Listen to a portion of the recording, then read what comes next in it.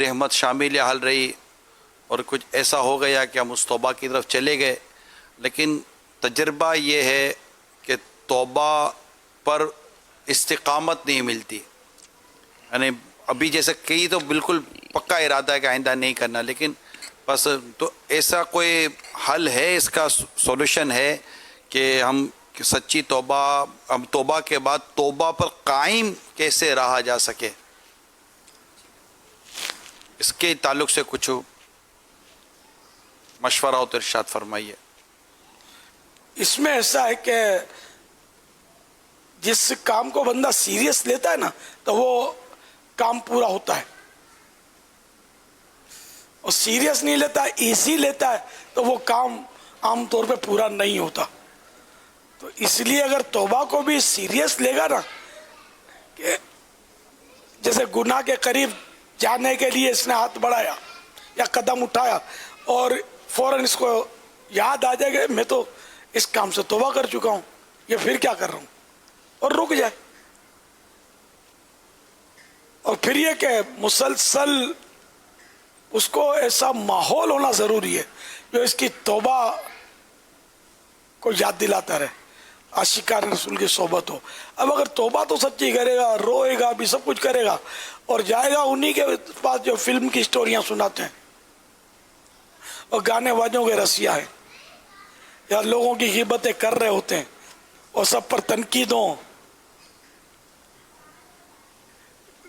میں مشغول ہوتے ہیں، گالیاں بک رہے ہوتے ہیں، جیسا کہ آج کل ماحول ہے. تو اس طرح کے لوگوں میں جائے گا تو اب توبہ اس کی کیسے قائم رہے گی؟ تو انہیں بالکل اس کو چینج بھی تو لانا پڑے گا نا. پیتل ہے، جب تک آپ کے پاس پیتل، تو پیتل تو گھر کے کونے میں رکھا رہے گا، نو پرابلم. اگر آپ کے پاس گولڈ آ گیا، آپ کونا کیا گھر میں بھی رکھنے سے ڈرو گے، یار اس کو لاکر میں رکھو. اب لاکر میں رکھو گے تو جیسی دولت ویسی اس کی حفاظت. تو ایمان سب سے بڑی دولت ہے، اور توبہ کی بھی نعمت بھی دولت ہی ہے.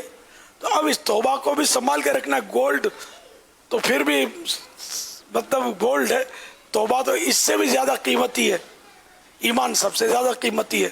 ان کی حفاظت اس سے زیادہ ہونی چاہیے. تو عاشقان رسول کی صحبت میں رہیں گے، دعوت اسلامی کے مدنی ماحول میں رہیں گے، مدنی انعامات پر عمل کرتے ہوئے روزانہ اپنا محاسبہ کر کے اس کا رسالہ جو اس کے خانے پر کریں گے، اپنے ذمہ دار کو ہر اسلامی ماہ کی 1 تاریخ کو جمع کروائیں گے، عمل بڑھاتے رہیں گے. فلاں نیکی کیوں نہیں ہوئی، فلاں مجھ سے غلطی کیوں ہو گئی، اس طرح محاسبہ کر کے غور کرتے رہے. اگر زندگی گزارنے کی عادت پڑے گی تو انشاءاللہ توبۃ النصوح بھی حاصل ہوگی. ورنہ خالی چپت مار لینے سے کیا ہونا ہے؟ ایک بات کا اور اگر آپ ارشاد فرما دیں جواب، کہ یہ تو ایک جیسے ماحول میں ہوتے تو ان تمام تر باتوں کو سنتے رہتے ہیں، لیکن شاید آپ کو اس طبقے کا بھی اندازہ ہوگا جو شاید یہ کہتا ہوگا کہ یار ایسا کون سا گناہ ہم سے ہو گیا ہے، یعنی میرے ایسی کون سی غلطی ہو گئی ہے، میرے سے کون سا گناہ ہو گیا. یعنی ان کو شاید یہ فیلنگ نہیں ہے، یا وہ گناہوں کو شاید انہوں نے پڑھا نہیں ہے، یا گناہوں کے تعلق سے ان کو ان کی تعریفات، ان کی ڈیفینیشن کا پتہ نہیں ہے کہ آنکھ کے ذریعے یا زبان کے ذریعے، ہاتھ کے ذریعے. یعنی وہ شاید یہ کہہ دے گا کہ یار میں نے کبھی زندگی میں شراب پی ہی نہیں ہے، میں نے تو کبھی مطلب کہ بدکاری کی ہی نہیں ہے، میں نے تو کبھی جوا بھی نہیں کھیلا، میں تو سچ بولتا رہتا ہوں. تو اس طرح کی چند ایک موٹی موٹی چیزیں ہیں کہ وہ کہتے جب یہ کیا ہی نہیں تو پتہ نا بھائی کون سا گناہ ہے جو ہم سے ہو گیا ہے.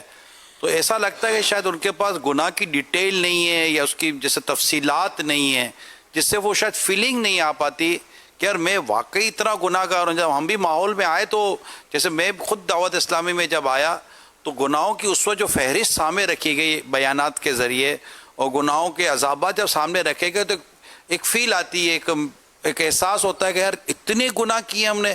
مجھے میرا بھی پتہ ہے ماضی کا کہ جب ہم نہیں تھے تو ہم بھی یہ سوچتے تھے کہ یار ایسی کیا مطلب کہ ہم ایسی مطلب کوئی ہم کو جس سے میں اپنا کھاؤ، وہ کہتا ہے یار آؤٹ لائن کے بھائی کیا آؤٹ لائن کے کیا ایسا کرتے ہیں ہم لوگ. تو وہی 2-4 موٹی موٹی چیزیں ہوتی تھی جس کی طرف دھیان ہوتا تھا. لیکن مدنی دعوت اسلامی کے مدنی ماحول میں آئے، بیانات سن کر اب وہ تفصیلات جب پتہ چلیں اور پھر اس کی عذابات کا پتہ چلا اللہ تعالیٰ کی ناراضی کے تعلق پتہ چلا تو ایک معلومات تو ہوئی کیا یار یہ چیزیں ہیں, اللہ سدھرنا نصیب فرما دے.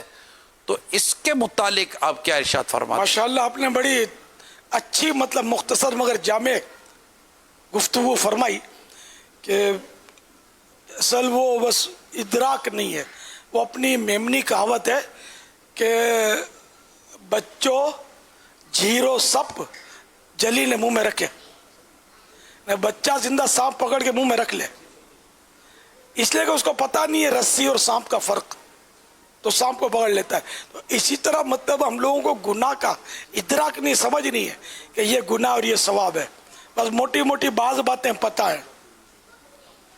اچھا پھر بولتے ہم جھوٹ نہیں بولتے, حالانکہ یہ بھی نہیں پتا ہوتا کہ جھوٹ سے بچہ کس طرح جاتا ہے.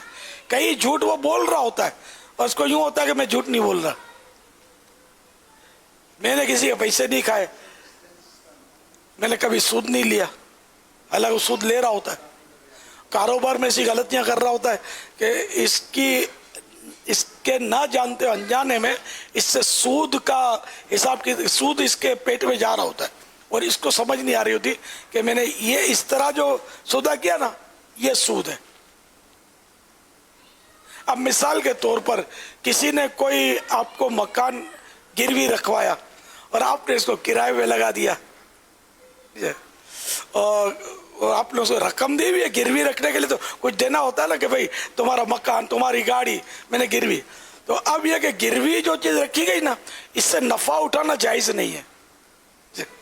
تو آپ نے مکان پر جو کرایہ لگایا اس سے جو کچھ حاصل کیا یہ بھی ایک سود کی قسم ہے. تو یہ تو لوگ کر رہے ہوتے ہیں گروی والی چیزوں سے. اسکوٹر گروی رکھ لی کسی کی رقم دے کر, اس اسکوٹر کو آپ استعمال تھوڑی کر سکتے ہیں, یہ آپ کے پاس رہے گی, بس صحیح سلامت اس کو سنبھال کے رکھنا ہے. بہرحال یہ کہ میں ضمن ایک مسئلہ عرض کیا. تو اس طرح مطلب لوگوں کو پتہ ہی نہیں ہوتا گناہ ہے کیا. تو اس میں جہنم میں لے جانے والے اعمال تو موٹی موٹی کتابیں مکتبۃ المدینہ نے چھاپی ہیں, اس میں بے شمار گناہوں کا تذکرہ ہے, ان کی تعریفات, ان کے عذابات وغیرہ. اچھا اگر اتنی بڑی پڑھنے سے آپ ڈر لگتا ہے تو فی الحال چھوٹی پڑھ لیں. وہ الکبائر کا ترجمہ مکتبۃ المدینہ نے شائع کیا, اس میں 76 اچھا 76 یعنی 76 کبیرہ گناہ. یہ چھوٹی سی کتاب ہے, یہ پڑھے آپ کی آنکھیں کھلیں گی کہ گناہ کیا ہے. اللہ کریم ہم سب کو گناہوں سے محفوظ رکھے. اب دعا کی تیاری کرتے ہیں انشاءاللہ. تو دعا میں یہ ہے